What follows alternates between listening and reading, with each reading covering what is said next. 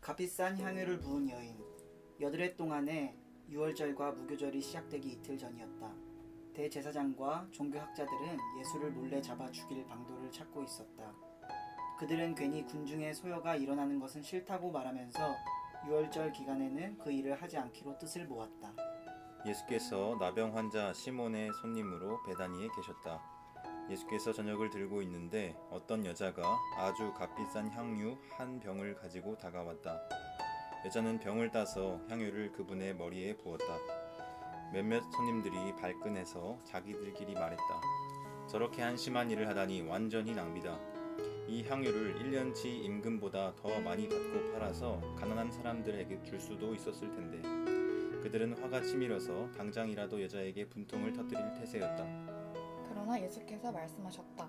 가만두어라. 너희는 어째서 이 여자를 괴롭게 하느냐? 이 여자는 지금 나한테 말할 수 없이 소중한 일을 한 것이다. 가난한 사람들은 평생 동안 너희와 함께 있을 것이다. 너희는 언제라도 마음 내키면 그들에게 뭔가 해줄 수 있다. 그러나 내게는 그렇지 않다. 이 여자는 기회 있을 때에 자기가 할 수 있는 일을 한 것이다. 내 몸에 미리 기름을 부어 내 장례를 준비한 것이다. 내가 분명히 말한다. 온 세상에 메시지가 전파되는 곳마다 지금 이 여자가 한 일도 알려도 칭송받을 것이다. 12제자 가운데 하나인 가룟 유다가 예수를 배반할 작정으로 대제사장 무리에게 갔다. 그들은 자기들의 귀를 의심했고 그에게 두둑한 보상을 약속했다. 그때부터 유다는 예수를 넘겨줄 적당한 기회를 노렸다. 인자를 배반한 자.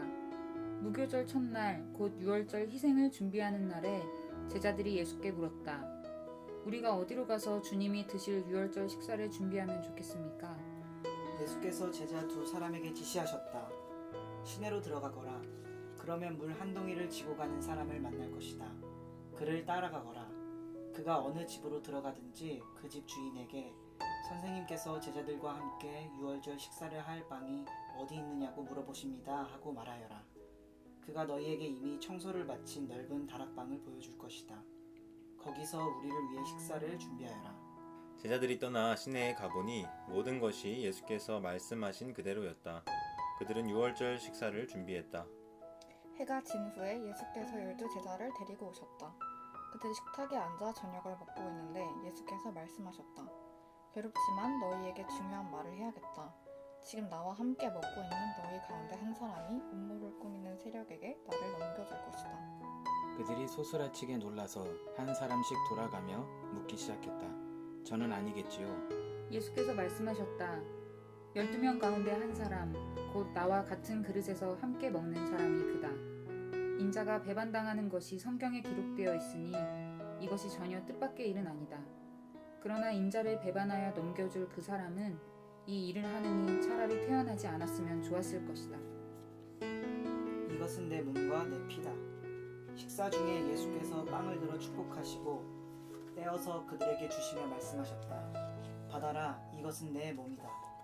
또 잔을 들어 하나님께 감사하신 후에 그들에게 주셨고 그들은 다 그 잔을 돌려 마셨다. 예수께서 말씀하셨다. 이것은 내 피다. 많은 사람들을 위해 붓는 하나님의 새 언약이다. 하나님 나라에서 마실 새 날까지 내가 다시는 포도주를 마시지 않을 것이다. 그들은 찬송을 부르고 곧장 올리브산으로 갔다. 예수께서 제자들에게 말씀하셨다. 너희 모두 세상이 무너지는 듯한 심정이 들 텐데 그것이 나 때문이라고 생각할 것이다. 성경은 이렇게 말한다. 내가 목자를 치리니 양들이 허둥지둥 될 것이다. 그러나 내가 다시 살아난 뒤에는 너희보다 앞장서 갈릴리로 갈 것이다. 베드로가 불쑥 말했다. 모든 것이 무너지고 모두가 주님을 부끄러워하더라도 저는 그러지 않겠습니다. 예수께서 말씀하셨다. 너무 자신하지 마라. 오늘 바로 이 밤 수탉이 2번 울기 전에 네가 나를 3번 부인할 것이다. 베드로가 거세게 반발했다. 주님과 함께 죽는 한이 있더라도 절대로 주님을 부인하지 않겠습니다. 다른 제자들도 모두 똑같이 말했다. 겟세마네에서 기도하시다. 그들이 겟세마네라는 곳에 이르렀다. 예수께서 제자들에게 말씀하셨다. 내가 기도하는 동안에 너희는 여기 앉아있어라. 예수께서 베드로와 야고보와 요한을 데리고 가셨다. 예수께서 두려움과 깊은 근심에 빠지셨다. 예수께서 그들에게 말씀하셨다. 지금 나는 괴로워 죽을 것 같다. 여기서 나와 함께 깨어 있어라. 예수께서 조금 더 나아가 땅에 엎드리셔서 피할 길을 위해 기도하셨다. 아빠 아버지께서는 나를 여기서 벗어나게 하실 수 있습니다. 이 잔을 내게서 거두어 주십시오. 그러나 내가 원하는 대로 하지 마시고 아버지께서 원하시는 대로 행하십시오. 아버지께서 원하시는 것이 무엇입니까? 예수께서 돌아와 보니 제자들이 곤히 잠들어 있었다. 예수께서 베드로에게 말씀하셨다. 시몬아, 내가 자다니 어찌 내게 이럴 수 있느냐? 단 한 시간도 나와 함께 견딜 수 없더냐? 깨어 있어라. 자신도 모르게 위험지대에 들어서는 일이 없도록 기도하여라. 세상을 몰라서는 안 된다. 너는 하나님 안에서 무엇이든 열심히 할 각오가 되어 있다만 한편으로는 난로가에 잠든 늙은 개처럼 나른하구나. 예수께서 다시 가서 똑같은 기도를 드리셨다. 예수께서 돌아와 보니 이번에도 제자들이 곤히 잠들어 있었다.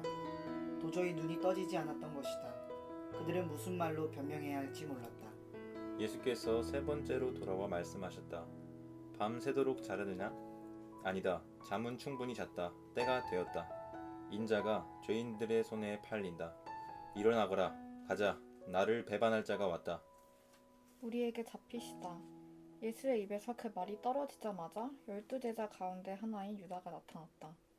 그 곁에는 대제사장과 종교학자와 지도자들이 보낸 폭력배가 칼과 몽둥이를 들고 함께 있었다.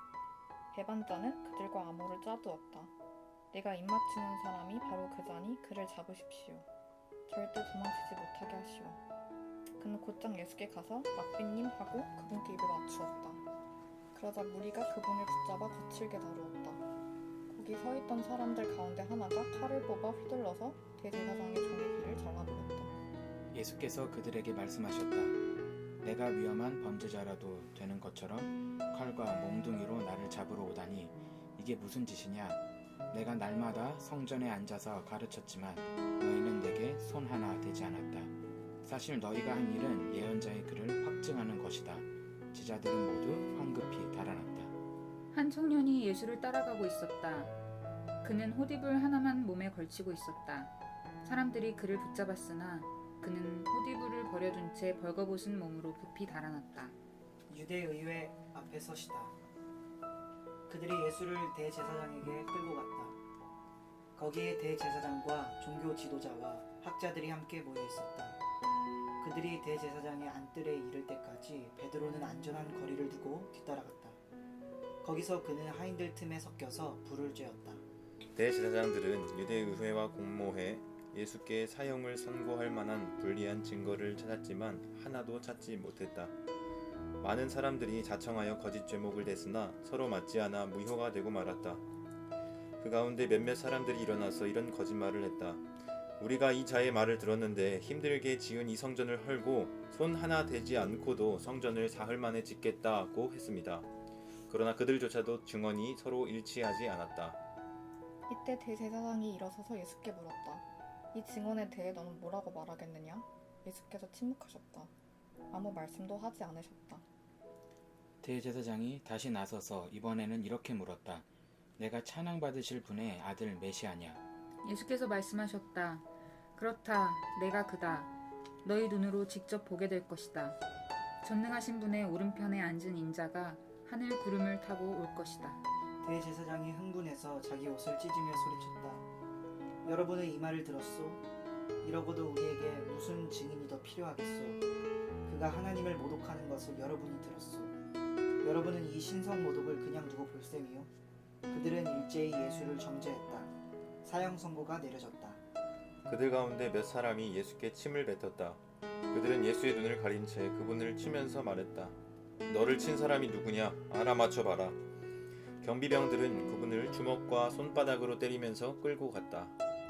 베드로가 예수를 부인하다. 이 모든 일이 벌어지는 동안 베드로는 안뜰 아래쪽에 있었다. 대제사장의 여종 하나가 들어와서 불을 쬐고 있는 베드로를 유심히 뜯어보며 말했다. 당신도 나사렛 예수와 함께 있지 않았나요? 베드로가 부인했다. 당신이 무슨 말을 하는지 모르겠소. 그는 문간으로 나갔다. 그때 수탉이 울었다. 여종이 그를 알아보고는 옆에 둘러선 사람들에게 말하기 시작했다. 이 사람도 그들과 한패예요. 베드로는 다시 부인했다. 잠시 후 곁에 있던 사람들이 다시 그 말을 꺼냈다. 당신도 그들 가운데 하나가 틀림없소. 갈릴리 사람이라는 표시가 당신 온몸에 새겨져 있소. 베드로는 너무 두려워서 저주하며 말했다. 나는 당신들이 말하는 그 사람을 본 적도 없어. 바로 그때 두 번째로 수탉이 울었다. 베드로는 수탉이 두 번 울기 전에 네가 나를 3번 부인할 것이다 라고 하신 예수의 말씀이 생각났다. 그는 그대로 주저앉아 울었다.